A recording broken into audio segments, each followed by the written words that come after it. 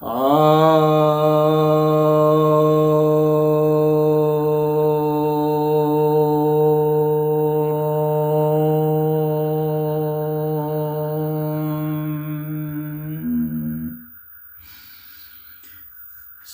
भक्तजनों को सप्रेम नमन। तो एक जिज्ञासा आई है कि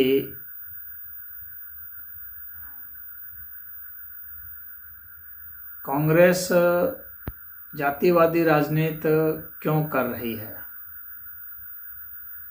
राहुल गांधी ने मोदी को तेली कहा और कहा कि ये पिछड़े नहीं हैं, इन्होंने अपने कार्यकाल में तेली को पिछड़े में रखा।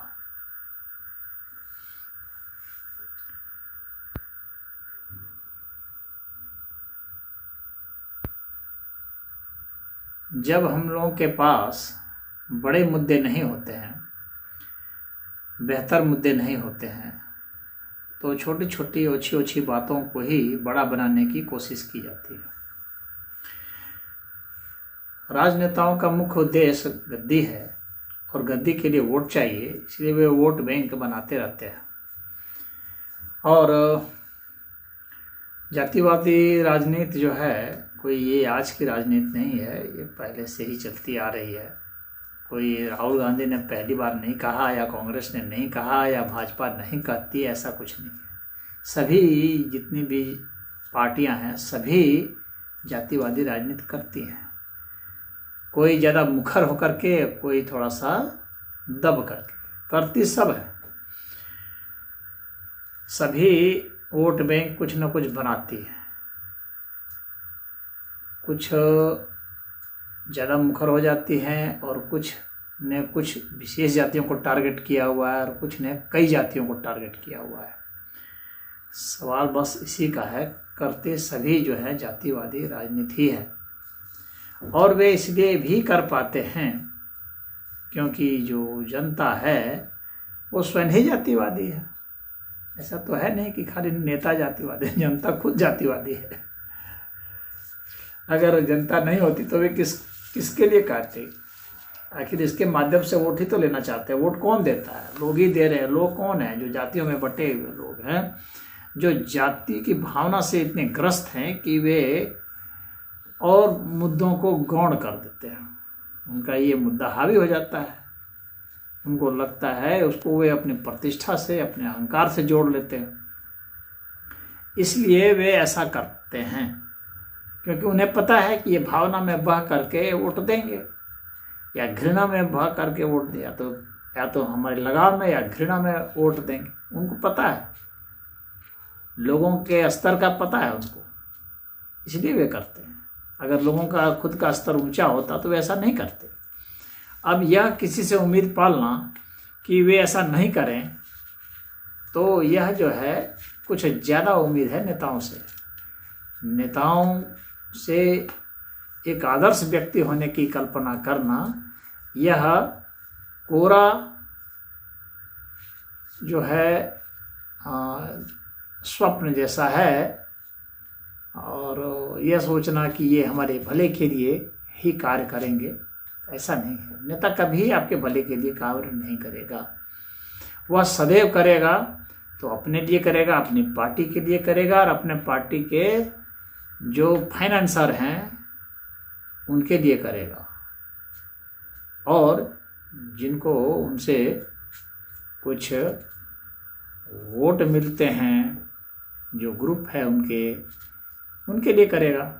आम जनता के लिए तो वह सिर्फ उतना ही करता है जितना से कि वह अपने उन समर्थकों को, फाइनेंसरों को मदद पहुंचा सके। सीधी सी बात है, उसमें जनता का कुछ भला भी हो जाता है, होना ही पड़ेगा। भाई जनता का टैक्स दिए हैं, जनता को तो आपको कुछ ना कुछ देना होगा ना, उसमें आपकी कमाई होगी, तो उस लिए करते हैं। तो ये जातिवाद की जो राजनीति है, यह जिनको खराब लग रहा है उनको ये कहना चाहिए कि जातिवाद समाप्त करने की राजनीति की कौन बात करता है और किस आधार पर समाप्त करने की बात करता है। इस आधार पर जो है आंकना चाहिए। जो पार्टियां कहती हैं कि जातिवाद खराब है, तो उन पार्टियों को जातिवाद हटाने की बात करनी चाहिए, कानून बनाने की बात करनी चाहिए कि जातिवाद जो है समाप्त हो। भाई जातिवाद के नाम पर आप आरक्षण भी लेते हो, सर्टिफिकेट भी बनवाते हो, फिर जातिवाद का रोना भी रोते हो, तो ऐसा ठीक नहीं है। और जो जातिवाद के विरोध में जो बोल रहे हैं, तो उनको सोचना चाहिए, बताना चाहिए, करना चाहिए कि कैसे हम इसे समाप्त करें। तो यहाँ तो जब संविधान ही जातिवाद की बात कर रहा है, संविधान ही जातिवाद के आधार पर जो है सब कुछ यहाँ पर क्लासिफाई कर रहा है, सुविधाएं दे रहा है, तो फिर राहुल गांधी बेचारे कर रहे हैं तो क्या कर रहे हैं? सभी लोग कर रहे हैं। जब संविधान ही कर रहा है, कोर्ट कर रहा है, तो राहुल गांधी भी कर रहा है, लोग भी कर रहे हैं, सब लोग कर रहे हैं। किसी को जातिवाद से फिक्र थोड़ी है। सभी लोग चाह रहे हैं कि जातिवाद हो, खूब हो, जम के हो, तभी तो कर रहे हैं। किसी को कोई तो ये लोग ऐसे हैं कि खाओ भी और गरियाओ भी, इस टाइप के लोग हैं कि जातिवाद को बुरा भी मान रहे हो और जातिवाद कर भी रहे हो, उसका फायदा भी ले रहे हो। ये दोनों ही बातें जो हैं ये परस्पर जो है पाखंड है। अंतर्जातीय विवाह को कंपलसरी बनाया जाए, अगर किसी को इतनी आपत्ति है तो वो बनाए, अंतर्जातीय विवाह की बात करे, उसको प्रमोशन की बात करे, अंतर्जातीय विवाह करने वाले को सरकारी नौकरी देने की बात करे। देखिए लोग किस तरह से जाति छोड़ते हैं। कहें कि अंतर्जातीय विवाह करने वालों को हम लोग 10-10 लाख देंगे, 20-20 लाख देंगे, नौकरियां देंगे, सरकारी नौकरियां देंगे, फिर देखिए जातिवाद टूट जाता है। या नकारात्मक कानून बनाइए कि कोई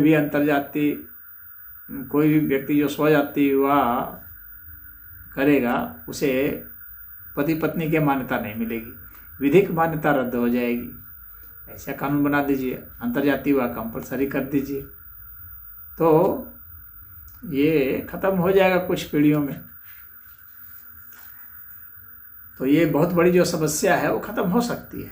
लेकिन प्रश्न उठता है कि आवाज़ कौन उठाएगा? जो आवाज़ उठा रहा है उसके समर्थन में कहाँ लोग हैं? जनता राज पार्टी आवाज़ उठा रही है, तो ये जातिवाद राजनीति समाप्त करना चाहते हैं तो समर्थन करें। या और भी कोई पार्टी है जो ऐसा ख़त्म करना चाहती है तो उसका भी समर्थन कर सकते हैं। मुख्य बात है कि मुद्दा होना चाहिए बड़ा, उसको हटाना है, उठाना है। जो जातियों के द्वारा शोषण की राजनीति कर रहे हैं, और पानी पी पी करके जो कोस रहे हैं, गरिया रहे हैं, वे खुद भी कभी भी जातिवाद को ख़त्म करने की बात नहीं करते, क्योंकि उनकी राजनीति उसी में है। जातियाँ समाप्त हो गई, भी समाप्त हो जाएंगे, किसके बल पर राजनीति करेंगे? फिर तो विकास के नाम पर राजनीति करनी होगी। ये मुद्दा समाप्त हो जाएगा। तो वे भी ये नहीं चाहते कि मुद्दा समाप्त हो। वे अपनी जातिगत पहचान को बना करके, एक दूसरे से घृणा फैला करके, समाज को बांट करके अपना एक वोट बैंक बनाते हैं और बनाते ही रहेंगे जब तक कि समाज जो है वो खुद ही इतना जागरूक और प्रबुद्ध ना हो जाए कि वह इसकी हानि को समझ सके और इसको मिटाने के लिए प्रयासरत हो।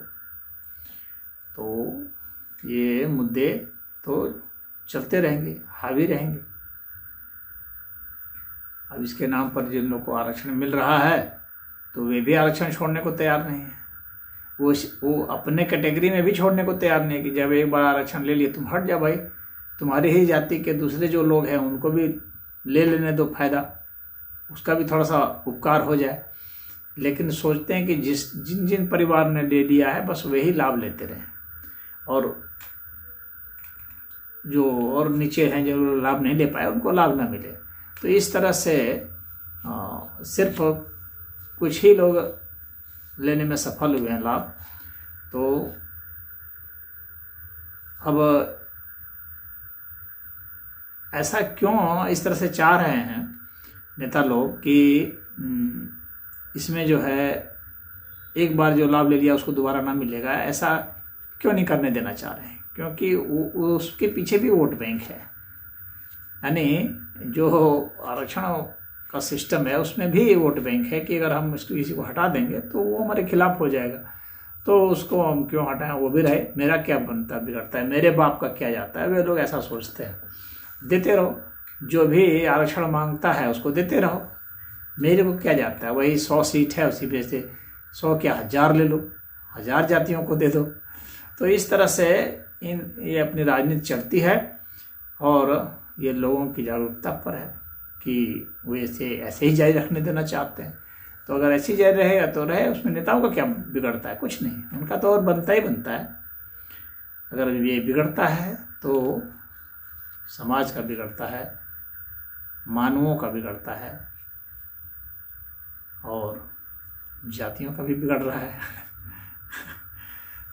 तो अब जातियों के कुछ जो दलाल टाइप के लोग होते हैं वे फायदा उठाते हैं, उनको जातियों का लीडर बना देते हैं, उन जातियों के अध्यक्ष बना देते हैं और उस समाज के अध्यक्ष बना दिए।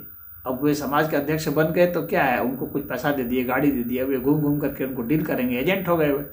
तो इसी तरह से हर जाति में हर पार्टी के एजेंट बना दिए जाते। तो जाति का तो नुकसान हो गया, लेकिन उन एजेंटों को फायदा हो गया और वे एजेंट जो हैं वो हर समय घृणा फैलाते रहेंगे, हर समय किसी एक पार्टी विशेष के लिए वोट वो बनाते रहेंगे। यही खेल चल रहा है। बहुत सिंपल सा खेल है लेकिन प्रभावी खेल है, क्योंकि भावनाएं जुटी हुई है। अब जैसे जैसे इंटरकास्ट मैरिज होगा वैसे वैसे जातिवादी राजनीति जो है समाप्त होगी, लेकिन अपने आप तो होगा नहीं, अपने आप तो नहीं होगा। धीरे धीरे मान लीजिए कि आर्थिक स्थिति परिस्थिति अच्छी होती जाएगी, पढ़ने लिखने के कारण कुछ बुद्धि विकसित हो जाएगी, या एक साथ कहीं काम कर रहे हैं तो उससे हो गया, या किसी अन्य कारण से दोस्ती वोस्ती कहीं हो गई तो इस तरह से हो गया तो ठीक है। तो ये एक प्रोसेस है अंतर्जातीय का यह भी, लेकिन बहुत स्लो प्रोसेस है, इसमें बहुत समय लगेगा।